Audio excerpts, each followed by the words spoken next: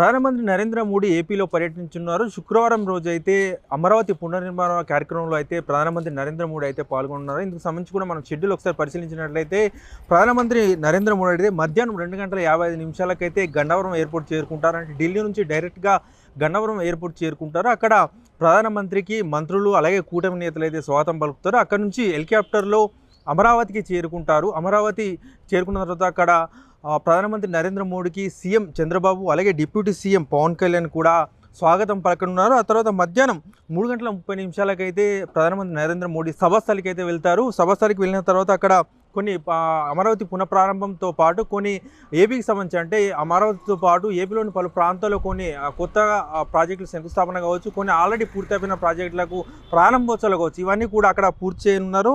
ఆ తర్వాత సభలో అంటే ప్రధానమంత్రి సభలో అయితే 1:15 పాటు అయితే సమయాన్ని వెచ్చించనున్నారు. ఆ తర్వాత హెలికాప్టర్లో అంటే సాయంత్రం 4:55 అయితే హెలికాప్టర్లో తిరిగి గన్నవరం ఎయిర్పోర్ట్ చేరుకుంటారు. అక్కడ నుంచి విమానంలో తిరిగి న్యూఢిల్లీకి అయితే వెళ్తారు. ఇందుకు సంబంధించి కూడా అన్ని ఏర్పాట్లు కూడా అధికారులు అయితే పూర్తి చేశారు. మనం చూసుకోవచ్చు సభస్థలు ఇప్పటికీ ఎస్పీజీ ఆధీనంలోకి వెళ్ళింది. ఎందుకంటే పీఎం నరేంద్ర మోడీ పర్యటన నేపథ్యంలో అయితే ఎస్పీజీ కమాండోలు అయితే ఇప్పటికే అంటే నిన్ననే సభస్థలిని ఆధీనంలోకి తీసుకున్నారు.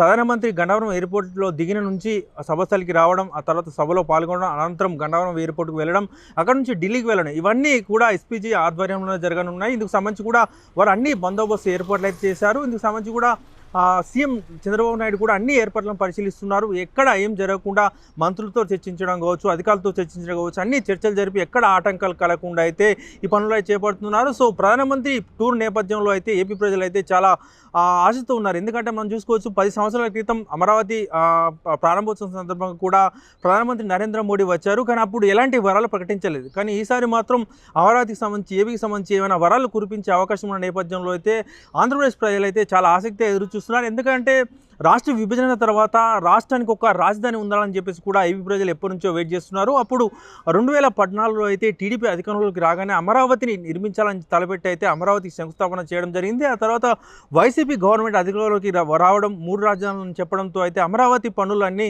ఆగిపోయాయి. ఈ నేపథ్యంలోనే మరోసారి టీడీపీ అధికారంలోకి అంటే కూటమి ప్రభుత్వం అధికారంలోకి రావడం, మరోసారి అమరావతిని పునఃప్రారంభించడంతో అయితే ఏపీ ప్రజలైతే ఒక రాజధాని ఉంటుందని చెప్పేసి కూడా ఆశతో ఎదురు చూస్తున్నారు. ఈ నేపథ్యంలోనే ప్రధాని పర్యటన ఎలా ఉంటుంది, ఆయన ఏం ప్రకటిస్తారు ఏపీ ప్రజలకు అని చెప్పేసి కూడా అందరూ ఆసక్తిగా ఎదురు చూస్తున్నారు.